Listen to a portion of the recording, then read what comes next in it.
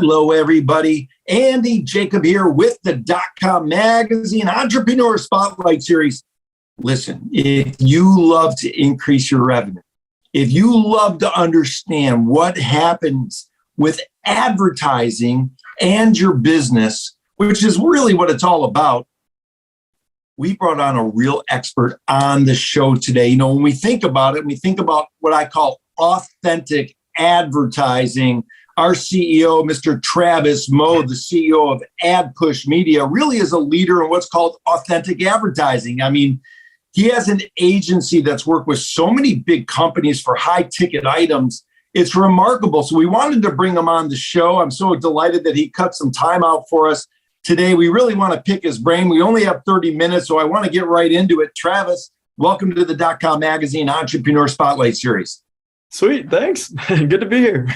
Okay, here we go. I mean, you've become a go-to expert. I mean, so many people reach out to you. They say, how do we get traffic? How do we advertise? How do we push our offer? Of course, that's why the name of the company is called AdPush. Right. But let's pull the lens back to 30,000 feet before we get started. Travis, tell us about what you're doing, and then we've got so many questions for you. Sure, yeah. So if someone has a website or a funnel that they want to drive traffic to, and need a source of that, a lot of people use Google, you can use YouTube, you can use Facebook, Instagram, TikTok, whatever. They're all beasts in themselves. But I primarily specialize in Facebook and Instagram advertising. So if they already have a funnel and an offer and a website, I help push the traffic, get you leads, get you purchases, whatever the conversion objective is. So, yeah. Yeah, I love it, Travis. You know, when we spoke earlier in the interview, you know, you kind of come across as this laid back guy, and I love it so much. But I mean, you've worked with some big time players, and they absolutely love the offering. They love what you've done. I mean, your click-through rates are through the roof. You've helped so many clients sort of go from A to Z. But let's talk about it.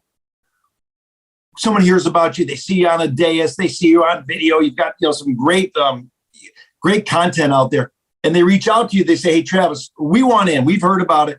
What types of companies are reaching out to you right now and they say, hey, Travis, we want in? Yeah. It's the ideal person that does come in. I get a lot of startups. When I was a startup, more or less, I just took on everything. But more so or less now, it's people making 30, 40,000 in their funnel already, and all they need is more eyeballs type deal, like high intent eyeballs. So my most recent one, companies like John Jonas, he owns One VA Away or Online Jobs. He works with Russell Brunson, stuff like that ClickFunnels community. Worked with brands like Fund Launch or Investment Fund Secrets. But essentially these high ticket coaches or course creators are the people reaching out to me. That's kind of how I've seen the most success and branded myself. So yeah, you've done a great job, and they see, you know, exponential growth when you get started with them. Let's talk about the funnel. You know, people are listening to the show. Maybe we have some younger entrepreneurs, maybe some older entrepreneurs like me. And everybody knows I'm older than dirt out here. Maybe they don't really know what a funnel is. They should know what a funnel is. So let's explain what a funnel is, at least for the people that are thinking, hey, what's this funnel he's talking about? Yeah. I think Russell Brunson, he's the owner of ClickFunnels, kind of like mainstream the word funnel, right? So back in the .com era, right? 2000s websites and everything were becoming the new thing, right? So everyone has a website. Now. And I think funnels, as of the last 5-10 years, have become popularized because of Russell. But essentially, it's essentially like a landing page funnel. So from a traffic source, like a website's a good hub to have all your content and have everything organized, but you're not going to drive traffic because there's too many calls to action all over the page. People get distracted. So funnel is basically like they click on an ad or they click on your email or whatever traffic source you have, and they're like, they have one choice of, yes, I'm going to continue, opt in or purchase, or I'm going to no and exit the screen. So you don't get one or the other. So that's the beauty of a funnel. It's very much like, yes, I'm going to go through with your ad and your landing page and whatever you told me, convince me of, or nah, I don't buy your BS. And then maybe they'll research your name and go to your website to find out more about who you are. So anyways. Yeah, it's great. And of course, for the people that are sort of thinking and they're having an aha moment about the funnel, a funnel has multiple layers, perhaps going downstream from the initial point of the start of the funnel, which of course is the reason why it's called a funnel. So let's talk about that. Yeah. So it really depends on the product. If someone were to reach out to me and the first thing I do when someone's like, hey, I just want to push traffic, it's like, okay, like first let's see, I have like this calculator or this funnel plugin thing to basically be like, okay, like let's see if it's even worth it to run ads type deal. And we start with the landing page. And let's say they're a high ticket coach. For example, let's say they teach you how to play guitar or something like that. And they're the best guitarist in the world. Let's say, and he wants to book you on a phone call to try to sell you on this $2,000, whatever. You go from an ad and the ad's supposed to hook them to get them to click and basically pitch whatever's on the landing page, right? And once they get to the landing page, it basically pitches whatever they want them to do, which is book a call, or maybe it's a free case study, opt in, and then book a call. So the first thing to do is to throw in percentages and throw in forecasts of, does the offer make sense at the price point you did it at? Based off of very conservative numbers of, we haven't had any data yet, but let's just say worst case scenario, this is what it looks like. And once we figure that out, and if it looks good, of like, okay, let's start running ads. But because what a lot of people mistake is proof of concept. A lot of people might come and be like, hey, I want to run ads. And if you have a lot of money up front, then yeah, we can test with $1,000 and see what the data says. But if you don't have money for $2,000 to $3,000 a month type deal for the test, figure out how to sell organically. Figure out how to sell it for free once you get like your offer and your price point approved, and you have a couple people are like, yeah, that's a great price. Like the perceived value is higher than what you price it at, essentially, is when people buy. And so once you can get that proof of concept, then people can pushing ads out is a lot simpler. I love it. It makes it simpler. Of course, when you get that proof of concept, you have to figure out what works and what doesn't. And that's one of the things that you're an expert in, using the data behind it. People reach out to you. One thing that's very interesting that you do at AdPush, and I want to get into your coaching business as well, because that's super cool. And I think our viewers are going to be very interested in that. You offer a free audit and a consult for people that call you. And I would imagine that's hard to slice your time out during your day to get to those people. But what's that audit look like? I mean, I would imagine you have people reach out to you, say, hey, we've heard about your success. Can you audit, what I'm doing? What does that look like? Yeah. There's usually two things I look for. The reason why ads don't work, well, actually three things, but the first thing is a media buying side. So when I say media buying is an overall term of basically buying ads on a certain platform. In this case, Facebook, Instagram ads. If they're running ads on Facebook or in Instagram already, I'll go into their account and be like, okay, like I want to see if there's a media buying issue with structure on how they set up the campaigns, things like that. And I would say 50, 60% of the time, there is a problem that because the Facebook ad platform and any media platform in that sense is always changing, algorithms are always updating. And so 2017 strategies don't work in 2022. Courses that you bought from 2020 even are outdated in 2022, right? So that's the first thing I look for. But like, okay, do I think I can get better results based on your media buying? Second thing I look for is copywriting. I look at their ads, I read their ads, I look at what they write in the ad copy and the video or the picture text, and say, okay, can this be improved as well? Because I've had clients who have super good media buyers, but they have terrible copywriting, messaging type deal, and like, okay, I can fix that, and or vice versa. I have people who have decent copy, decent videos, but the media buying is just all thrown off. So those are the two biggest things. And the third thing is simply like what we talked about before. Like, is it an offer issue of like, does the offer like make sense, or is the perceived value just way lower than what you're trying to sell it at. Yeah, it's so interesting. You bring up a very important point, Travis, of course, for the people watching the show, is that in this day and age, I mean, every dollar you put out needs to have a return on investment. However, there has to be some testing to begin with. There has to be some money invested in the testing. Is that the way you look at it? Yeah. And a lot of agencies will, I work with a lot of people who have worked with agencies before and got screwed over or just a lot of different things. So, and so a lot of agencies will say, hey, like we're still in the testing phase. That's why you're still not seeing results. And really the question is what part, where's the bottleneck in the funnel? So I typically sign on clients for 3 months at a time and then just month to month after that. And just for the sole purpose of the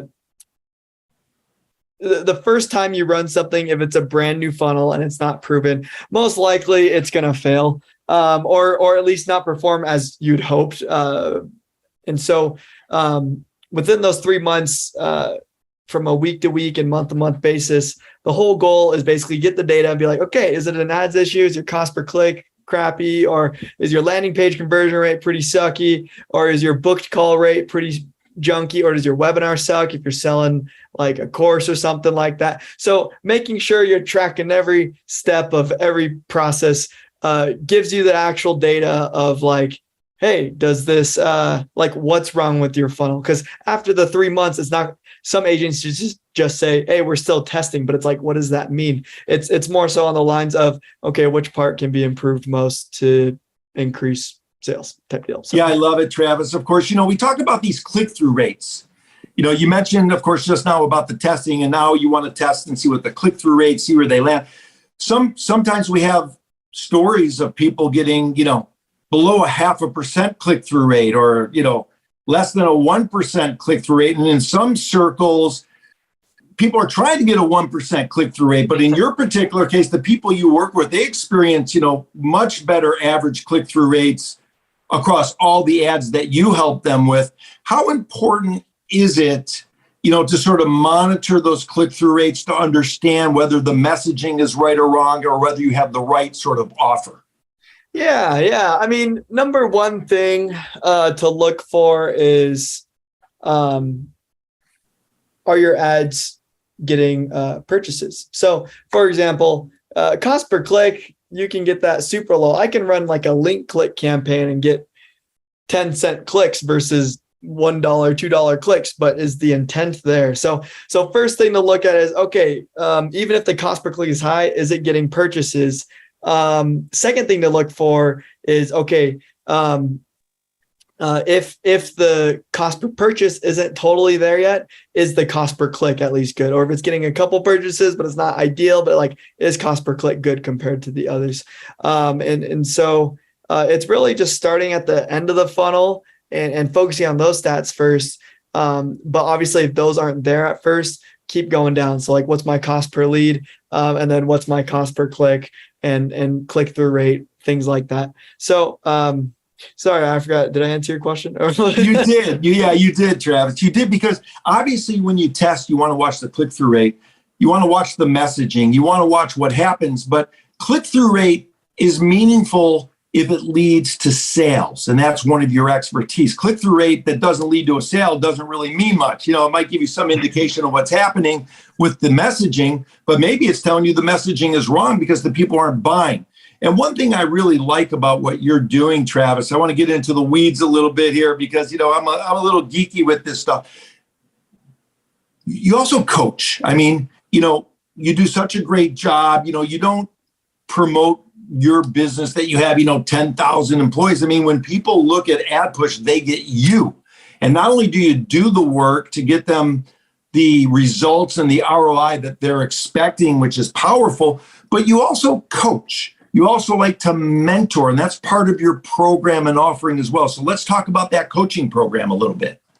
Yeah. I've really enjoyed coaching. It's a newer thing. So I've been doing like do it for you type services for many years now. And I mean, you know how it is, like as like a solopreneur, like like you work hard and all that stuff, but then like at the end of the day, you're just like, okay, like sometimes I miss having coworkers and goofing off, stuff like that.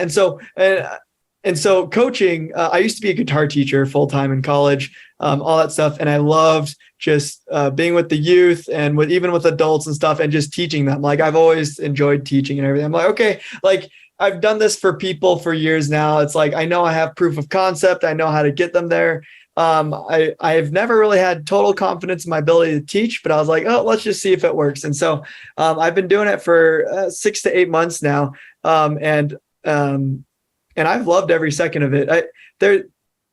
There's something about like, okay, you can do it yourself, but can you teach it to others? My whole goal with helping course creators, high ticket coaches, I think it's a new form of education, but I obviously want to do it myself, of being able to push out my own coaching and courses, things like that. So it's a 12-week program, and I've been through a lot of coaching programs and things like that, from group coaching, from just do it yourself courses, as well as one-on-one.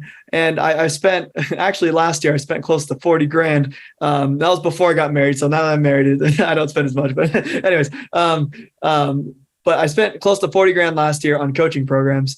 And I just learned a lot on like which ones I hate and which ones I really enjoyed and like actually saw a return. And the one-to-ones are really the only programs that I actually excelled in. The group coaching, yeah, it's kind of more like accountability, partnerships, but the one-on-ones, they really care about you, because the do-it-yourself courses are great if you have the personal drive.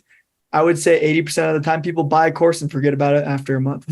And so group coaching, you're in a cohort, so it's good. But one-on-ones, they know your business very well. And so I do the same. So whenever I have a one-to-oneer, I research the business. I talk about all their goals, stuff like that. So they really get that personal connection. And it's good to have someone you can just text right off the bat, be like, hey, did I set up this ad campaign right? Versus just like a do-it-yourself course, because every niche is kind of different and funnels are set up differently. So there's not. Yeah, it's interesting. It's interesting. You know, you learn so much. Of course, you were a guitar teacher. Of course, I learned the pentatonic scale many years ago, and I can play lead guitar a little bit. And that sort of makes me think about, you know, you learn the basics. You continue to improve at the basics before you expound or expand out your offering. Let's talk about coaching. Yeah. Let's get a little geeky for a minute. If you were to talk to a young entrepreneur here on the show, where's the money? What types of coaches are making the money now? Is it coaches that are coaching entrepreneurs? Is it coaches that are coaching people in real estate? Is it coaches that are coaching people how to build a funnel? Is it coaches who are coaching people how to be self-motivated or self-help guru? Where is the money right now? Crypto, but no, anyways, it ironically enough, my biggest clients have all been in the finance or real estate space, because you kind of think about, and Russell Brunson talks about this in his Expert Secrets book. He's like, okay, you're good at a skill. It's like, how do you turn your skill into like a money-making machine? But the first thing you do before you turn it into that is kind of like, does the target that I'm planning on selling it to, do they even have money in the first place? So this is a thing. So I wanted to start a guitar course. I've been teaching. I taught all throughout high school and college. So like about 6-7 years, I taught guitar. Love guitar. Always wanted to be the next John Mayer. Then I'm like, I don't know. Anyways, but anyways, I always wanted to make a course about it. And I've sold music courses. I helped a friend sell a ukulele course, and he made 6 figures his first year. And this is selling to like moms. You're like, does your kid want to play ukulele? So stuff like that. So, but what I realized is that the market capped after the first year, as far as not necessarily demand. It was a very niche product, but selling higher end products, like the margins he was selling was profitable. It was just a lot lower. So I know there's people out there, but like you have to think about like artists, if they've been full-time artists, and I'm not saying they don't make money, there's certain ones that do, but in general, it depends if they're hobbyists or like they do it to like make money. Like real estate agents, like most of the time they have a lot of money, mortgage guys, they're very saturated industries.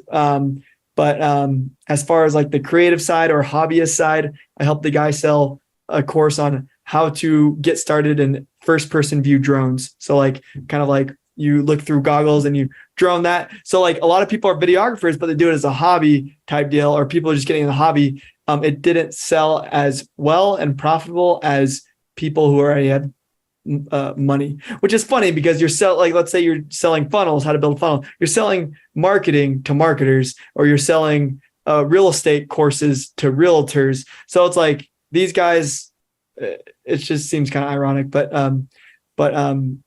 yeah, I would say, to answer your question in the long way that I'm talking it out, it doesn't matter what niche you're in.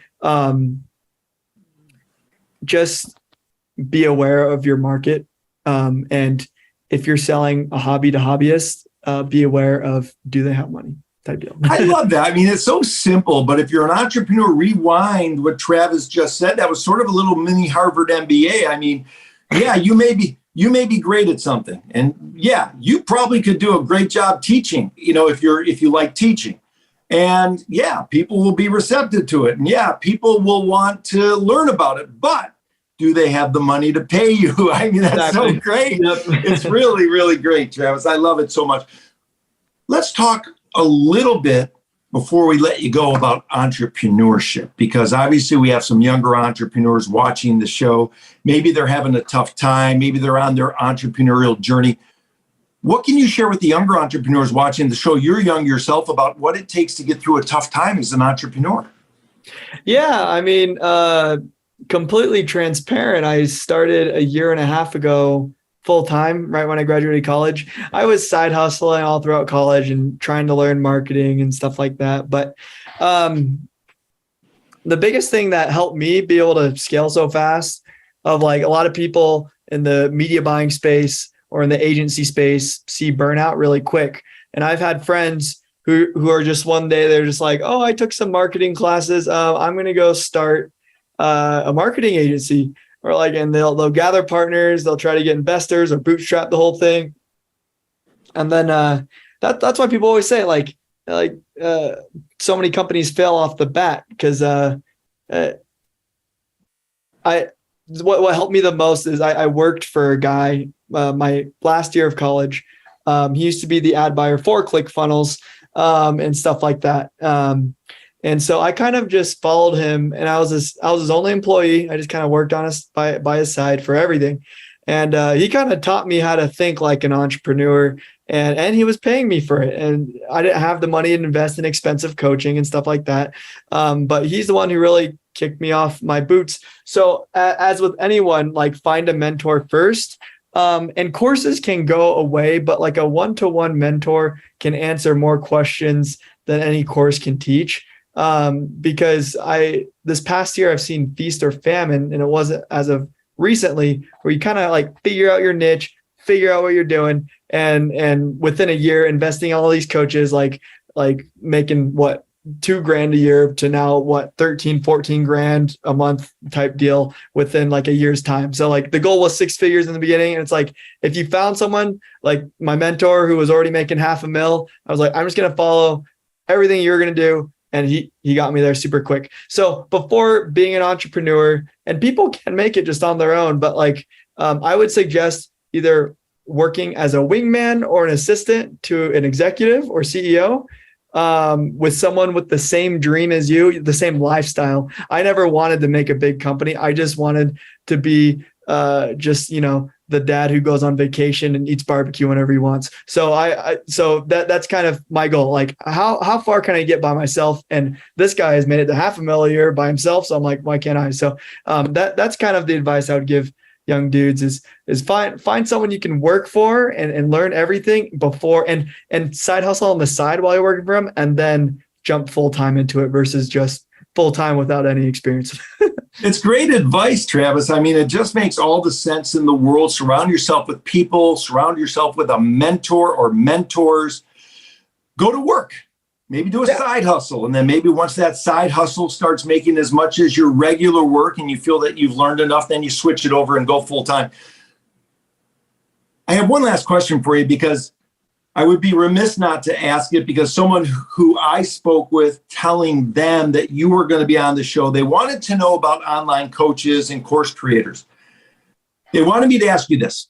After the funnel is done, how do those deals get closed? Do they get closed by Zoom? Do they get closed by phone? Do they get closed online? What's the majority of the high ticket items? How are they being closed to really, take it home, if you will, in the sales funnel? The most I've ever seen, and there's people selling through webinars and stuff like that, like even automated for, 2-3K. I've personally never seen anything successful automated sell over $3,000 with like a webinar type deal. And even for live webinars, I found it very hard for the masses. Now, if we're talking one-to-one high tickets, for example, one of my clients sells a $30,000 coaching program / package.